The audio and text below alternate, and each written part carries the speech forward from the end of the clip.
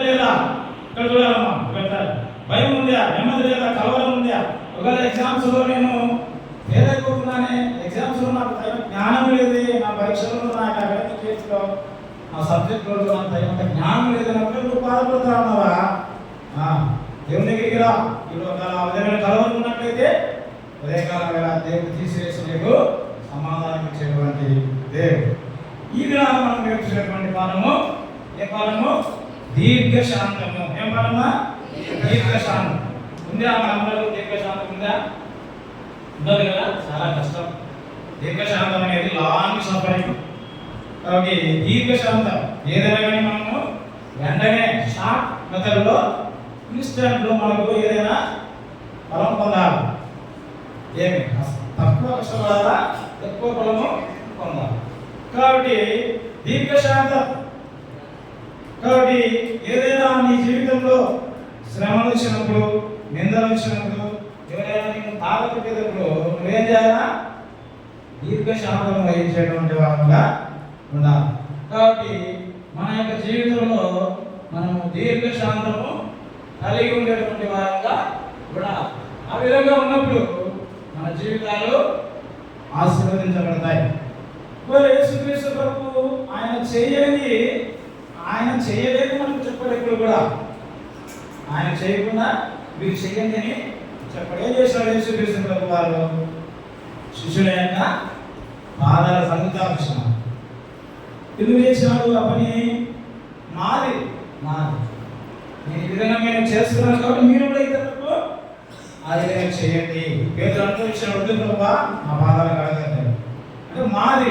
యేసుక్రీస్తు ప్రభు ఏదైనా కానీ ఆయన చేసి మనకు చేయమన్నాను. చేయండి, చేయలేనిది చెప్పడమ్మా. కాబట్టి చూడండి, పేతురు రాసిన మొదటి పత్రిక 2వ పత్రిక 3వ అధ్యాయం 9వ వచనంలో ఏమో చూడండి మా. పేతురు రాసిన 2వ పత్రిక కొందరు ఆలస్యం ఎంచుకున్నట్లు ప్రభు తన వాగ్దానం గురించి ఆలస్యం చేయవాడు కాదు కానీ ఎవరు నశింపవలెనని ఇచ్చయింపగా అందరూ మారుమనసు పొందవలెనని కోరుచు మీ ఎడల దీర్ఘశాంతము గలవాడై ఉన్నాడు. ఎవరు నశింపగా ఎవరు కూడా నశింపకూడదని దేవుని యొక్క ఉద్దేశం. అంటే ఇక్కడ దేవుడు ఇచ్చేటువంటి యొక్క ఉదయకాలంలో ఆహ్వానం, ఆయన దీర్ఘశాంతం వహిస్తున్నాడు. ఎందుకు వహిస్తున్నామా? ఎవరు నశించకూడదు అని, ఎవరు కూడా నశించకూడదు అని దేవుని యొక్క దీర్ఘశాంతం. ఎందుకంటే ఎవరు నశించకూడదు, అందరూ రక్షణ ఆరంభించుకోవాలని ఆయన యొక్క ఉద్దేశం. అదేవిధంగా 15వ వచనం కూడా ఉంది చూడండి. అదే అధ్యాయంలో 15వ వచనంలో మరియు మన ప్రభువు యొక్క దీర్ఘశాంతము రక్షణార్థమైనదని ఎంచుకొనడి. అలాగూ మన ప్రియ సహోదరుడైన పౌలు కూడా ఇక్కడ మన కనబడతాం. మన ప్రభువు యొక్క దీర్ఘశాంతం ఎట్లయినది? రక్షణార్థమైనది. ఏమిసినా మన ప్రభువు యొక్క దీర్ఘశాంతము ఏదానికి సంబంధించినది? రక్షణార్థమైనది. మనం రక్షించబడాలని. దీర్ఘశాంతం ఎందుకు చెప్తున్నాడు? నశించి అందరూ ఎక్కడ పోతారని? నరకానికి పోతారని ఆయన యొక్క ఉద్దేశం. ఆ విధంగా పోవడం దేవుని యొక్క ఉద్దేశమా? అవునా? ఉద్దేశం మాత్రంగా అందరూ రక్షణ పొందాలని దేవుని యొక్క ఉద్దేశం. అదేవిధంగా మనం చూసినట్లయితే కీర్తనలు 103వ అధ్యాయం 15వ వచనం కూడా మనం చూస్తుంటే చూడండి. కీర్తన దేవుడు 3వ వచనం నుంచి చూడండి. బైబిల్ వాక్యం తీయని తీరుగా 10వ వచనం నుంచి 15వ వచనం వరకు నేనే చెప్తాను. లేట్ అవుతుంది మనకు. ఇక్కడ మనకు కనబడుతూ ఉంది కీర్తన గ్రంథం 103వ అధ్యాయం 113వ వచనం నుంచి 10వ వచనం వరకు ఏమంటే దేవుడు మనకు జాలి గలవాడు. చెప్తాను. దేవుడు జాలి కలిగినటువంటి వాడు. ఎందుకు జాలి? మనం నశించకూడదు. మనం ఎటువంటి వారము ఆయన ఎరుగు. మనము ఎటువంటి వారము? శక్తివంతులమా? బలహీనులం. మనం అందరం కూడా బలహీనులం. తొందరగా మనము ఓడిపోయేటువంటి వారు, బలహీనపడితే కుంగిపోయేటువంటి వారు. కాబట్టి ఆయన మన యొక్క జాలి పడతా ఉన్నారు. మన ఆయువు గడ్డి వంటిదని ఆయన ఎరుగు, మన ఆయువు గడ్డి వంటిదని ఆయన ఎరుగు, మన బలహీనమని ఆయన ఎరుగు. కాబట్టి గడ్డి పువ్వులు గడ్డి పువ్వు రాళ్ళను అది ఎండిపోవు, గడ్డి ఎండిపోవు. కాబట్టి మానవుని యొక్క జీవితము గడ్డి వంటిది. కాబట్టి ఆయన దీర్ఘశాంతము చూపడం ఉన్నట్టయితే మనం తొందరగా ఏమైపోతాం, నశించిపోతాం. కాబట్టి ఆయన జాలి పడతారు. ఆయన కృప యుగ యుగములు, యుగ యుగములు, ఒక దినం కాదు, నెల కాదు, యుగ యుగములు ఆయన కృపమైనగా చూపించేటువంటి వారుగా ఉన్నారు. అదేవిధంగా మనం చూసుకున్నట్టయితే ఇంకా మనం చూడండి తిమోతికి రాసిన, అదేవిధంగా మనం చూడండి మత్తయి రాసిన సువార్త 23వ అధ్యాయం, మత్తయి రాసిన సువార్త 23వ అధ్యాయం 30వ వచనం ఏముంది చూడండి. యెరూషలేమా యెరూషలేమా ప్రవక్తలను రాళ్ళతో కొట్టుచున్నదా, చదవండి, కోడి తన పిల్లలను ప్రవక్తలను చంపుచు రాళ్ళతో కొట్టుచున్నదా, కోడి తన పిల్లలను. చదవాలా మీరు వాక్యము ఆసక్తి. యెరూషలేమా యెరూషలేమా ప్రవక్తలను చంపుచు నీ ఎద్దకు పంపబడిన వారిని రాళ్ళతో కొట్టుచును నుండుదానా, కోడి తన పిల్లలను రెక్కల క్రిందకు ఎలాగో చేర్చుదునో అలాగే నేను మిమ్మల్ని చేర్చుకోవాలని ఉంటివి కానీ మీరు ఉండకపోతుంది. కాబట్టి దేవుడు మనల్ని చేర్చుకోవాలని, తన బిడ్డలుగా చేర్చుకోవాలని అనుకుంటా అంటే మనమైతే ఎట్లున్నాం, ఏమని ఎట్లుంటున్నాం, ఒప్పుకోవడంలే, దేవుని దగ్గరకు రావడానికి ఇష్టపడంలే. చూడండి లూకా రాసిన సువార్త 23వ అధ్యాయం 34వ వచనం, లూకా రాసిన సువార్త 23వ అధ్యాయం 34వ వచనం. తండ్రి మీరేమి చేయుచున్నారో మీరు ఎరుగరు కనుక వీరిని క్షమించుమని. కాబట్టి శిలువ మీద యేసుక్రీస్తు ప్రభువు వారు అనేక శ్రమలు పొందుతా ఉన్నారు. అదేవిధంగా ఆయన జాలి గలవాడు, మనం బలహీనము అని ఊపితే పోయేటువంటి వారము, మన ఆయువు ఎంతో మనకే తెలియదు. ఇప్పుడు ఉంటాం మరి కొద్దిసేపు మనము ఏం శివాజీ అపరాధం తప్పేటువంటి వారు. కాబట్టి మన ఆయువు అటువంటి. కాబట్టి దేవుడు మన పట్ల ఏం చెప్తున్నారో చెప్పేటువంటి ఉద్దేశం దీర్ఘశాంతం. ఆయన దీర్ఘశాంతం చూపుతా ఉన్నాడు. ఎవరు నశించకూడదనే దేవుని ఉద్దేశం. మనం బలహీనమని ఆయన ఎరుగు. కాబట్టి ఇదే ముఖ్యమైనటువంటి చూడండి కొలసీలకు రాసిన పత్రిక 3వ అధ్యాయం 12-13 వచనాలు. కొలసీ దేవుని చేత ఏర్పరచబడిన వాళ్ళను పరిశుద్ధులను ప్రియులైన వారికి తగినట్లు మీరు జాలిగల మనసును దయాలుత్వమును వినయమును సాత్వికమును దీర్ఘశాంతమును ధరించుకొనండి. కాబట్టి ఇక్కడ జాలిగల మనసును దయాలుత్వమును వినయమును సాత్వికమును దీర్ఘశాంతమును ఏం చేయాలన్నాను, ధరించుకున్నాను. ఇంకా మనం చూసినట్లయితే చూడండి, మనం చూసినట్లయితే తిమోతికి రాసిన పత్రిక 2వ అధ్యాయము 2 తిమోతి 3వ అధ్యాయం 10-11 వచనాలు. అయితే నా బోధను, నా ప్రవర్తనను, నా ఉద్దేశము, నా విశ్వాసము, నా దీర్ఘశాంతమును, నా ప్రేమను, నా ఓర్పును. కాబట్టి ఇక్కడ దీర్ఘశాంతం కనబడతా ఉంది. యేసుక్రీస్తు ప్రభువు వారి యొక్క జాలి కనబడతా ఉంది. యేసుక్రీస్తు ప్రభువు వారి యొక్క దీర్ఘశాంతం కనబడతా ఉంది.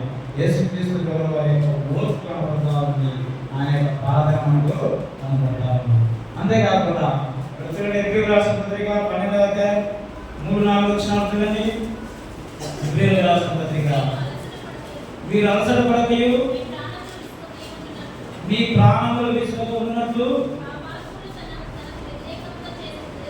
పాపాత్ములంతా తనకు వ్యతిరేకంగా చేసిన తిరస్కారమంతయు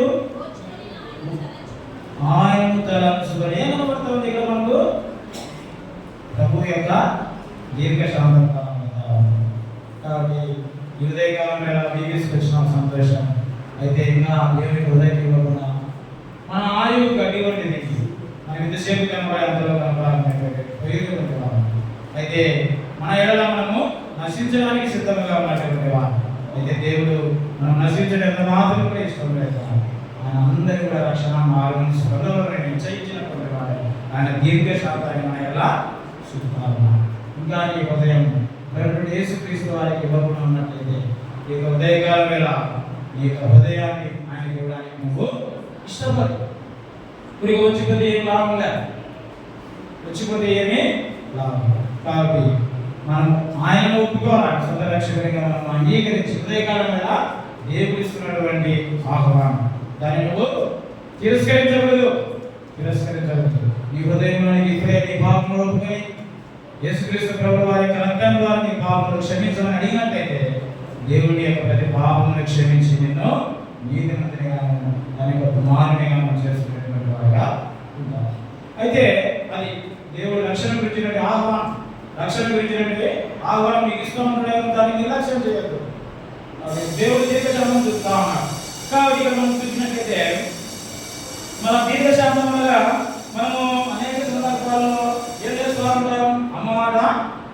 అమ్మ ఏదైనా దీర్ఘశాంతం అంటే మనకు వెంటనే జరగదు, నిదానంగా జరుగుతారు. అమ్మ కొన్ని మాటలు మనకు ఏమొస్తుంది? బ్రేక్ఫాస్ట్ పెట్టడం లేట్ అయింది అనుకో, లేట్ అయితే ఏం చేస్తాము? వెంటనే కోప్పడతాం కదా, కోప్పడతాం. బ్రేక్ఫాస్ట్ పెట్టడం లేకపోతే లేవు. క్లాస్లో టీచర్ ఒకవేళ హోంవర్క్ ఇచ్చినట్లయితే, ఎక్కువ హోంవర్క్ ఇచ్చినట్లయితే ఈయనకి ఏం పని లేదా అని చెప్పేసి మనము చేతులు విరుచుకునేటువంటి వారంగా ఉంటాం. అదేవిధంగా కాబట్టి చేతులు మనం విరుచుకునేటువంటి వారంగా ఏదైనా మనకు వెంటనే జరగాలి. కాబట్టి హోంవర్క్ ఇచ్చినట్లయితే, ఎక్కువ ఇచ్చినట్లయితే దాని గురించి మనము కోపడే కారణంగా ఉంటాం. అదేవిధంగా ఇంకా ఏదైనా మనం వారకుడి ఇక్కడికి ఏదైనా వచ్చిందనుకో, సండే స్కూల్కి మనం రావాలి, ఆదివారం సండే స్కూల్కి రావాలి, అప్పుడు వర్షం వస్తా ఉంది. అప్పుడు ఏమనుకుంటాం? ఆదివారం సండే స్కూల్కి రావాలా, వర్షం పడతా ఉంది. అప్పుడు ఏమనుకుంటాం? ఏమైనా వాళ్ళే ఏమి వారం కాకపోతే ఏమన్నా అవుతాయి అని చెప్పేసి సండే స్కూల్ మనము ఎవరొకటి వారంగా. కాబట్టి ఇవన్నీ కూడా మనము ఇట్లా చేయకూడదు. సండే స్కూల్కి మనము వాతావరణము అనుకూలంగా ఉన్న అనానుకూలంగా ఉన్న దేవునికి మనము వచ్చటం అనేది ఎంతో క్షేమం. మళ్ళా మనం చూసుకున్నట్లయితే అపోస్తలుడైన పౌలు తిమోతికి చెప్తా ఉన్నాడు. తిమోతికి ఏమని చెప్తానంటే, చూడండి, అపోస్తలుడైన పౌలు తిమోతికి ఏం చెప్తానంటే 2 తిమోతి 4:2 మనం చూసుకున్నట్లయితే, వాక్యము ప్రకటించుము, సమయమందు అసమయమందును ప్రయాసపడుము, సంపూర్ణమైన దీర్ఘశాంతముతో ఉపదేశించుచు ఖండించుము, గర్జించుము, బుద్ధి చెప్పు. కాబట్టి సమయమును సమయం ఉన్నా మనకు అసమయమైన వాతావరణం అనుకూలంగా ఉన్నా అనుకూలం లేకపోయినా మన ప్రభు సన్నిధికి రావాలనేది మన యొక్క క్షేమం కలిగించేటువంటిది. కాబట్టి మన యొక్క జీవితంలో మనం ఏం చేయాలా? సమయమైనా అసమయమైనా దేవుని మందిరం రావాలని మనం తెలుసుకోవాలి. అంతేకాదు ఈ యొక్క కూడా మనకు దీర్ఘశాంతం ఎట్లా వస్తుంది? మనకు దేవుని వాక్యము చదువుట ద్వారా, దేవుని వాక్యము చదువుట ద్వారా మనకి ఏమొస్తుందమ్మా?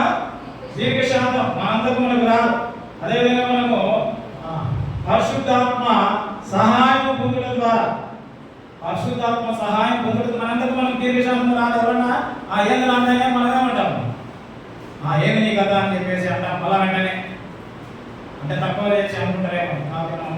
వాక్యాన్ని చదవడం ద్వారా, పరిశుద్ధాత్మ సహాయాన్ని మనం కోరుకోవడం ద్వారా మనలో ఏమొస్తుంది? ఇక దీర్ఘశాంతం అనేది. అంటే వాక్యము చదవాలా, వాక్యం చదవడం ద్వారా చదువుతాను ఆ రోజు మీరు ప్రతి ఒక్కరు. ఇది వాక్యము చదవకుండా చేయడానికి ఏది మన కార్యము? పద్దెనే ఎప్పుడు లేదమ్మా వేస్తామని ఉదయాన్నే మీరు కొంతమంది 4 గంటలు వేసినా మంచిదే, 4:30 లేదా 5 గంటలు ఖచ్చితంగా చేయాలి. 5 గంటలు వేసినట్లయితే మనకు అది క్షేమం. ఇది ఒకటి ఉండాలి మనకు. ఏముండాలా? నో ఎన్బిఎంబి క్లబ్ అని ఒకటి ఉంది మనకు. NBMB club. ఎన్బి అంటే no Bible, no breakfast. No Bible no breakfast. Bible చదువుకుంటే ఏం లేదు. ఈ నియమం ఉంటే బాగుంటుంది మనకు కదా.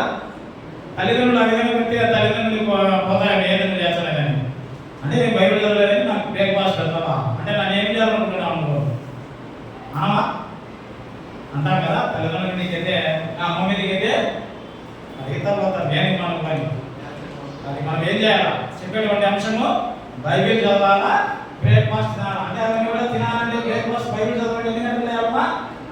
4 లేచిన మంచిదే. మనం పరీక్షలు ఉంటే ఏం చేస్తాం? 9 వరకు పడుకుంటాం కదా అంటే పడుకుంటామా?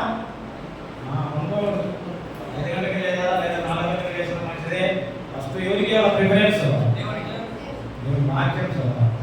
దేవుని వాక్యం చదువుల ద్వారా మన యొక్క జీవితాల్లో క్షేమం పొందుతాం. అదేవిధంగా దేవుడిలో ఉన్నటువంటి దీర్ఘశాంతము దేవుడికి మనలోకి వస్తుంది. అధికంగా కావాల్సిన దీర్ఘశాంతము బైబిల్ చదవడం ద్వారా దేవునికి ఇచ్చేటువంటి వాళ్ళుగా బైబిల్ చదవకుండా నిర్లక్ష్యం ఉన్నట్టయితే సోమతం ఉన్నట్టయితే మనం ఓడిపోయేటువంటి వారుగా ఉంటాం.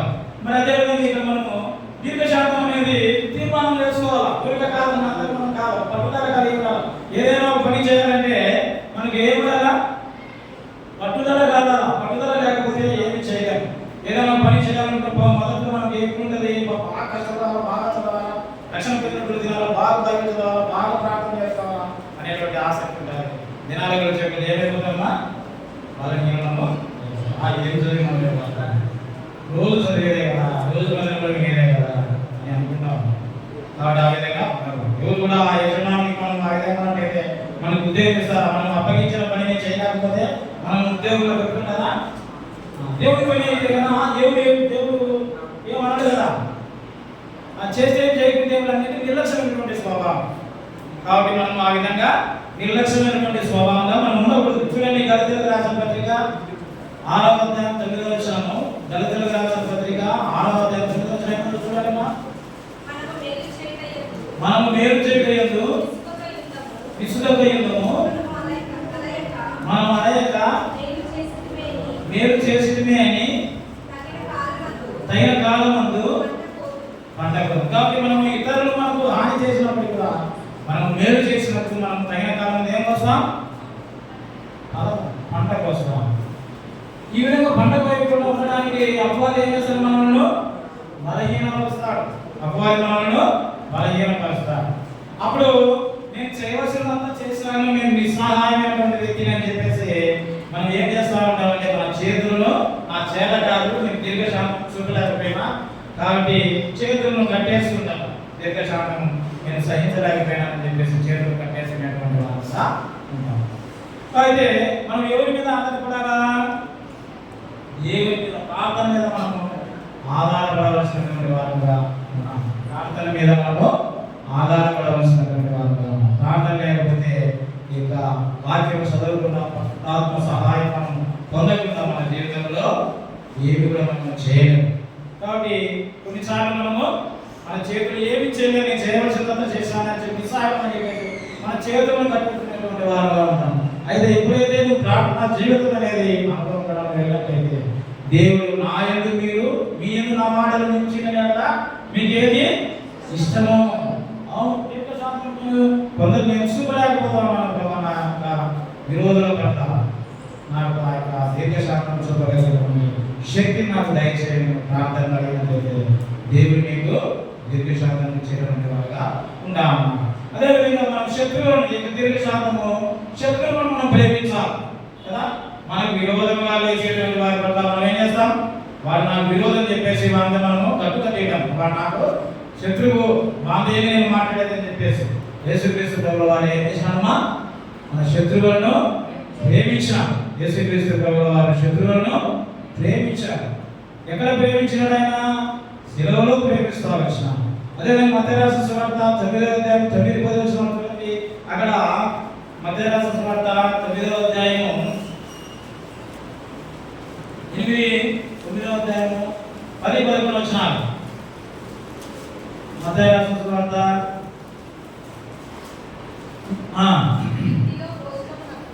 ఇంటిలో భోజనమునకు యేసు కూర్చొని ఉండగా ఇదిగో సుందరులను పాపులను అనేకులు వచ్చి ఆయన యొద్దను ఆయన శిష్యుల యొద్దను కూర్చుండిరి. పరిసయ్యులు ఈ బోధకుడు సుంకరులతోనూ పాపులతోనూ కలిసి ఎందుకు భోజనం చేయించున్నాడని ఆయన శిష్యులు. కాబట్టి యేసుక్రీస్తు ప్రభువు వారికి శత్రువులు ఎవరు? పరిసయ్యులు, శాస్త్రులు, అందరూ ఎప్పుడు కూడా దేవునికి వ్యతిరేకంగా ఉండేటువంటి వారు. యేసుక్రీస్తు ప్రభువు ఎవరి గురించి భోజనం చేస్తున్నాడని బాధపడుతున్నారు, పాపులతో కలిసి భోజనం చేస్తున్నాడని చెప్పేసి వాళ్ళు అనుకుంటా ఉన్నారు. అదేవిధంగా లూకా రాసిన సువార్త 5వ అధ్యాయం 15 నుంచి 25 వచనం వరకు మనకు ఒక సందర్భం కనబడతా ఉంది. లూకా రాసిన సువార్త 5వ అధ్యాయం 17 వచనం నుంచి మనకు ఒక సందర్భం కనబడతా ఉంది. చూడండి ఏముంది అక్కడ. లూకా రాసిన సువార్త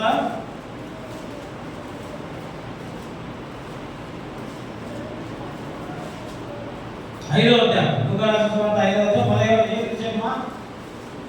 5వ అధ్యాయం 17 వచనం నుంచి ఎవరు కనబడుతున్నారు?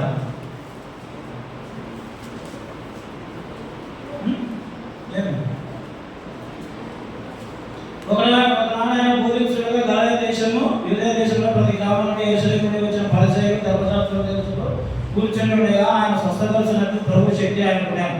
అప్పుడు ఎవరు వచ్చారు?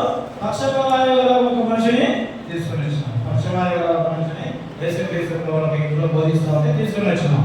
అప్పుడు ఒక ఇంటి పైకప్పు కూడా తీసి దేవుని దగ్గరే దించుతా వచ్చినాం. అప్పుడు ఆయన కుమారుని పాపములు క్షమించబడినని చెప్తా వచ్చాను. అప్పుడు పాపములు క్షమించడానికి ఈయనకి ఎవరు అధికారం ఇచ్చినారని చెప్పేసి అక్కడ ఉన్నటువంటి శాస్త్రులు, పరిసయ్యులు, ప్రధాన నాయకులు అందరూ కూడా యేసుక్రీస్తు ప్రభువు వారిని ఏం చేస్తా వచ్చినారు?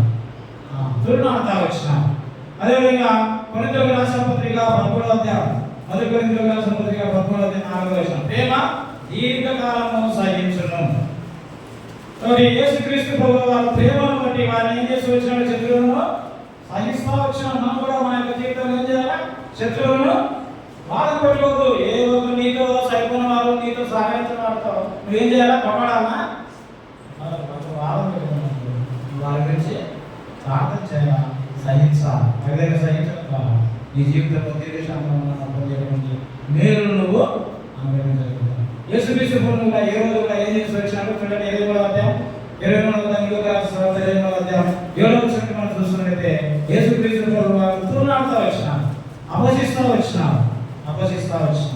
అయినప్పుడు కూడా ఏ రోజు ఏమన్నా యేసుక్రీస్తు ప్రభువు సహిస్తూ వచ్చినాడు, అవమానము సహిస్తూ వచ్చినాడు. మనం చూసుకున్నట్లయితే ఎబ్రాయీయులకు రాసిన పత్రిక 12వ అధ్యాయం ఆయన 4-5 వచనాల్లో పాపాత్మలకు వ్యతిరేకంగా తిరస్కారం అంతయు ఓర్చుకునేనా యేసుక్రీస్తు ప్రభువు మనము తలంచుకోవాలి. అదేవిధంగా మొదటి పేతురు రాసిన పత్రిక 2వ అధ్యాయం 21-24 వచనం మనం చూసుకున్నట్లయితే ఏం చేస్తూ వచ్చిన యేసుక్రీస్తు ప్రభువును ఆయన దూషింపబడి ఏం చేయాలి? మనమే బదులు దూషింపలే చదువుమా. ఆయన దూషింపబడి బదులు దూషింపబడలేదు. ఆయన శ్రమపడ్డబడి ఎదిరింపక న్యాయముగా తీర్పు తీర్చు దేవునికి తను తాను అప్పగించుకొనెను. కాబట్టి యేసుక్రీస్తు ప్రభువు వారు అంతే ఆయన దేవుడు ఆయన సమస్తం చేయగలడు. కానీ అదంతా కూడా ఏం చేసినాడు?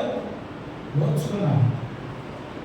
నీ జీవితంలో నా జీవితంలో ఓర్చుకునేటువంటి వారు, దీర్ఘశాంతం చూపేటువంటి వారుగా ఉండాలని దేవుని యొక్క ఉద్దేశమై ఉంది. అదేవిధంగా మనం చూసుకున్నట్లయితే చూడండి అక్కడ కొరింథీయులకు రాసిన పత్రిక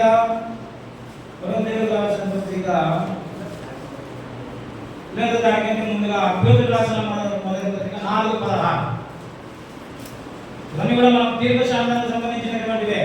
4:16 ఎవడైనాను క్రైస్తవుడైనందుకు బాధ అనుభవించిన ఎడల అతడు సిగ్గుపడక ఆ పేరును బట్టి దేవుని మహిమపరచవలెను. కాబట్టి ఒకవేళ శ్రమ వచ్చిన, క్రైస్తవుడైన నీకు నిందించిన, నిన్ను అవమానించిన, నువ్వేం చేయాలా?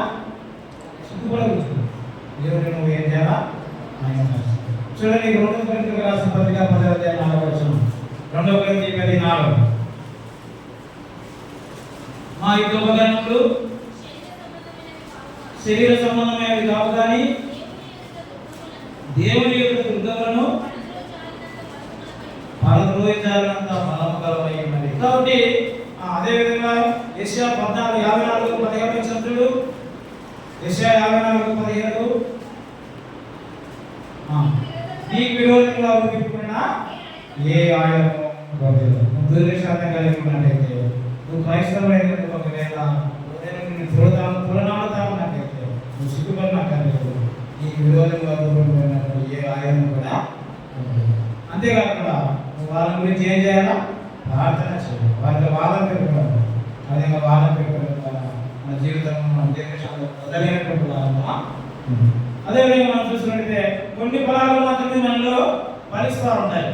9 ఫలాలు కదా, అన్ని ఫలాలు మనలో ఫలించాలని దేవుని యొక్క ఉద్దేశమైన. కాబట్టి అన్ని ఫలాలు ఎప్పుడైతే మనం ఫలిస్తామో మన యొక్క జీవితం, ఆత్మీయ జీవితం ఎంతో క్షేమమైన సమాధానం ఉండేదిగా ఉంటుంది. ఉపాధ్యాయులు ఇరవై రాసిన పత్రిక 12వ వచనం ఆ వాక్యాన్ని చదివి మనం ముగిస్తాం. ఇరవై రాసిన పత్రిక శ్రమయందు ఓర్పు గలవారై ప్రార్థన ఎందుకు పడతాయి. కాబట్టి ఇవన్నీ వస్తాయి శ్రమలు. వీటన్నిటిలో మనము ప్రార్థన ఎందుకు పడతాయి ఉన్నట్టు మన జీవితంలో ఇక దీర్ఘశాంతం అనేది కలిగినటువంటి వాళ్ళుగా ఉంటాం. అప్పుడు మన యొక్క దీర్ఘశాంతం అనేక మందికి క్షేమం కలిగించేదిగా ఉంటుంది. మనం ప్రార్థన చేస్తున్నాం. ప్రేమ కలిగినటువంటి మా యొక్క తండ్రి, జీవం గల మా దేవాలయ నీకు దీర్ఘశాంతం గురించి ఆత్మకాలంలో దీర్ఘశాంతం గురించి మాట్లాడుతున్నారు. వాక్య విధానం మీ యొక్క దీర్ఘశాంతాన్ని తెలుసుకుంటూ వచ్చిన ఆ విధంగా నేను కూడా ఆ విధంగా కలిగి సహాయం చేయాలి. గ్రూప్ డిస్కషన్ విషయంలో సహాయపడుతూ యేసును గురించి ప్రార్థించేది. ఆమేన్. అందరికీ ప్రైజ్ లార్డ్. గ్రూప్